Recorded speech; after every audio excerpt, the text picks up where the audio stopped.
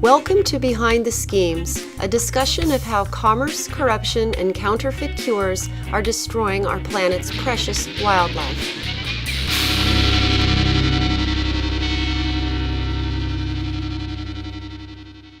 This is Rhishja Cota-Larson with Behind the Schemes, and in this episode we're talking about Rhino Protection from the USA. Although the United States doesn't have its own wild rhinos, the U.S. Fish and Wildlife Service plays a significant role in global rhino conservation. The service provides funding to projects in Africa and Asia which help protect rhino populations, and the Office of Law Enforcement is actively engaged with disrupting rhino horn trafficking networks. Sal Amato, special agent in charge from the Northeast region of the United States Fish and Wildlife Service Office of Law Enforcement, gives us an inside look at what the service is doing to protect rhinos and also tells us about a recent rhino horn investigation. Can you tell us what are the U.S. laws that are protecting rhinos? Yes. 4 of the 5 rhino species, the black, Sumatran, Javan, and Indian rhinos, are protected by the Endangered Species Act. This is a United States federal regulation that affords a high level of protection to animals that are deemed to be in danger. Generally, this law prohibits the import, export, and interstate commerce of species listed under that act. Additionally, all 5 species, including the white rhino, are all listed under the Convention on International Trade in Endangered Species, or CITES, which is an international wildlife protection treaty to which the United States is a member. The Fish and Wildlife Service has a dedicated staff of both law enforcement special agents and wildlife inspectors, and we enforce national and international wildlife laws, including laws that regulate interstate and foreign commerce provisions of the Endangered Species Act. Additionally, Congress enacted in 1998 the Rhinoceros and Tiger Conservation Act that established a conservation fund for rhinos, which is used for conservation efforts throughout the range countries of rhinos. And it also contains a provision that prohibits the import and export and sale of any product that even claims to contain rhino or tiger parts. This allows customs and the service to seize any products which are labeled to contain rhinos or tiger products and not have to actually prove that that substance is in those products, which can be quite a challenge when they're in a medicinal form. Oh, excellent. So they can't even advertise that they have rhino horn and tiger parts in there then? They can't even say that they've got it? Correct. It can't be listed as an ingredient. Okay. What is the Fish and Wildlife Service doing to protect rhinos? Well, as a federally and internationally protected species, the preservation and conservation of rhinos is a high priority for the service. The service, through its Wildlife Without Borders Rhinos and Tiger Conservation Fund, seek to provide grants throughout Africa and Asia to groups and government agencies seeking to protect and help conserve rhino populations. Funding has supported anti-poaching teams, provided training and equipment for game wardens and investigators, helped with reintroductions and habitat conservation, and generally helped these range countries protect and conserve the rhino species they have in their countries. I can provide some examples if you'd like. Oh, please. That'd be great. Well, the fund supports training we call the scene of the crime. It's a sort of a CSI type workshops in several African countries. Where we give training to wildlife rangers, basic training essential in helping them appropriately handle and process crime scenes and evidence. Also educates police and prosecutors and judges about the severity of wildlife crimes and helps them deal with these types of crimes appropriately in their countries. In Zimbabwe, Grant is helping to put together a workshop taught by rhino field practitioners and lawyers familiar with wildlife policy. Representatives of the police and judiciary are scheduled to attend and get more information about the plight of rhinos. In Nepal, our partners have been working with wildlife authorities, the police, and the Army to assist in the identification and arrest of rhino poachers. And in Indonesia, grants are working to cut poaching of Sumatran and Javan rhinos, whose combined populations total less than 300. Oh, wow. Here, the Service Office of Law Enforcement, we're actively engaged in disrupting rhino smuggling rings, as seen with our recent investigation called Operation Crash. We enforce federal and international laws and regulate the import and export at our borders of rhino and rhino products. Our special agents work to investigate and infiltrate rhino smuggling rings and bring those responsible for violating laws to justice. And our wildlife inspectors work at our borders, always on the lookout for rhino horns and rhino parts. And we confiscate those and look to prosecute those who were responsible. Oh, going back to what you were saying about the rhino horn smuggling rings, can you tell me about that recent rhino horn investigation in the U.S.? Sure. Operation Crash, which was named after a crash is the term for a herd of rhinos. Mm-hmm. It's a nationwide undercover investigation that was focused on the illegal trafficking of rhinoceros horns, and in a very short period of time dismantled a major international smuggling ring operating in the U.S. Wow. In February, we were able to mobilize over 150 officers, special agents, some refuge officers, and wildlife inspectors. We worked closely with Homeland Security agents, with the IRS and IRS agents, and some state conservation officers. And we executed search warrants and arrested 7 people and executed search warrants in 13 states. Wow. This investigation is still ongoing, but the first operation, what we call a takedown, resulted in the seizure of 37 rhinoceros horns and products made from horns, such as dagger handles and libation cups. Oh my gosh. Also seized during that operation was pretty close to $1 million in cash and another $1 million in gold ingots, as well as some high-end watches such as Rolexes and some high-end jewelry and diamonds. Oh my gosh. That trade. Wow. And so even the Internal Revenue Service was involved. Interesting. What kind of penalties are there in the U.S. for possessing and transporting and trafficking in rhino parts?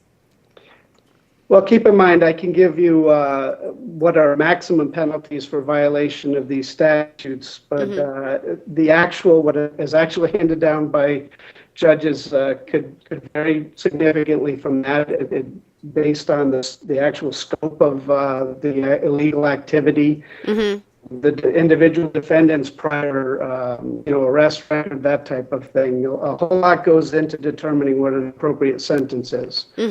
But maximum penalties for these violations are fairly significant and include up to 1 year in prison and a $100,000 fine for violating the Endangered Species Act.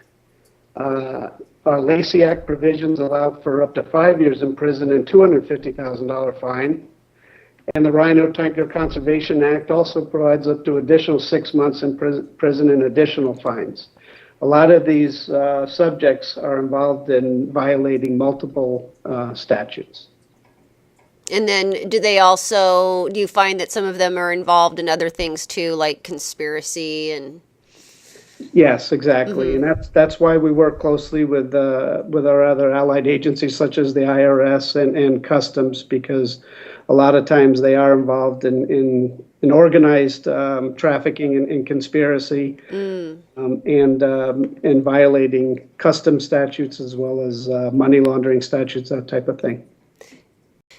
And then just overall, how have you seen that rhino killings have increased over the last several years? Well, actually, we did take a look at that, and unfortunately, despite international efforts to protect rhinos, it appears like just in South Africa alone, over a 3-year period, 2008 to 2010, the killing of poaching of rhinos dramatically increased from 83 in 2008 to what appears to be at least 333 in 2010. So that's quite a significant rise in poaching, and I think it's more indicative of what's going on with this trade as a whole. Yeah, because a lot of times people aren't thinking about the connection between these rhinos that are getting killed in other countries and the fact that these trophies and libation cups and horns, antiques are getting traded everywhere else, and I think I agree. It's important to point out that all of this is connected. Yeah, that's a very good point. I believe that anything that helps fuel this trade, um, the people that are looking to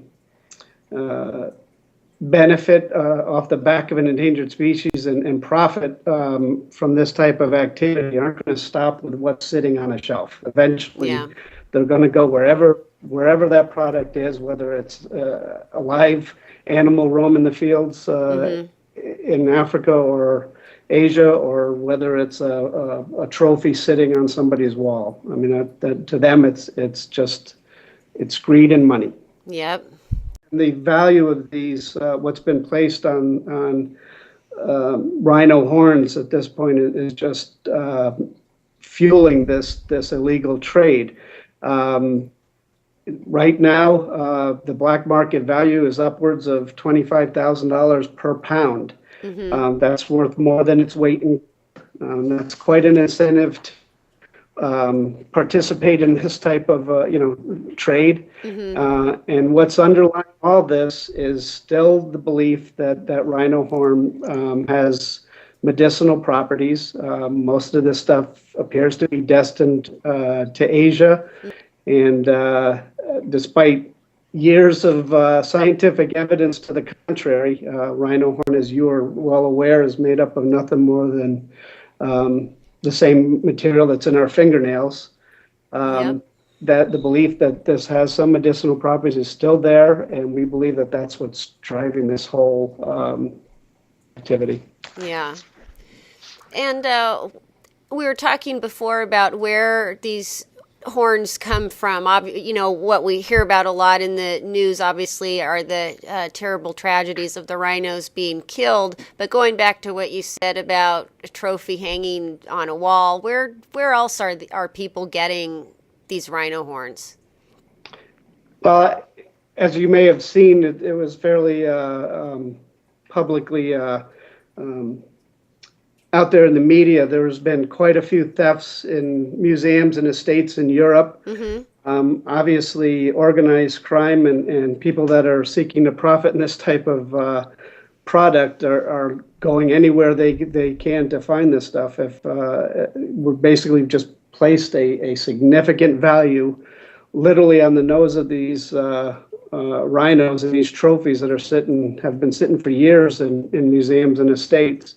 I think in the United States, that's pretty indicative of what we're seeing, is that otherwise lawfully imported rhino horns, such as from sport hunted trophies, lawfully harvested sport hunted trophies, get put into commercial trade, which is not the purpose of the lawful import. So it would be illegal.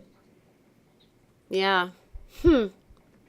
Where can people learn more about the work of the U.S. Fish and Wildlife Service, and how can they help you guys out?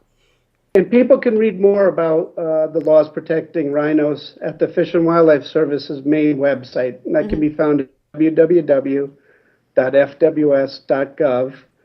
They can also find information with other international organizations like Traffic and the World Wildlife Fund. I think the most important thing is for the public to be aware of the fact that purchasing and importing rhino products into the U.S., and for that matter, looking to sell a rhino horn that may have been in your family for years, may not only be illegal, but also will dramatically affect the survival of an imperiled species. It fuels the trade in this commodity on an animal that frankly can't support it. I think the only way to ensure that rhinos are around for our children and our grandchildren are for international groups, federal agencies like the Fish and Wildlife Service, to work with the public, to educate people about the plight of rhinos and the importance of protecting all species, and essentially work with them to avoid purchasing rhino products. Let us know when they see it, if they see it in the trade. And the bottom line is that the current level of illegal activity with regards to rhino horns, if left unchecked, I think will pretty much be an end to that spectacular species. Oh, yeah. Well, thank you so much. And also, I just want to say congratulations to you and the team at Fish and Wildlife Service on Operation Crash. I think that was a big win. Well, thank you very much. I'd like to say that that was a small federal agency doing big things. And I'm very proud of my own agency for their role in taking on that organized activity and making a big impact and stopping it. Excellent. And thank you so much for your time today, Sal. It was really a pleasure to speak with you about this. Thank you, Rhishja. It was a pleasure as well. You've been listening to Rhino Protection from the USA with Sal Amato, Special Agent in Charge from the Northeast Region of the United States Fish and Wildlife Service Office of Law Enforcement. This is Rhishja Cota-Larson with Behind the Schemes.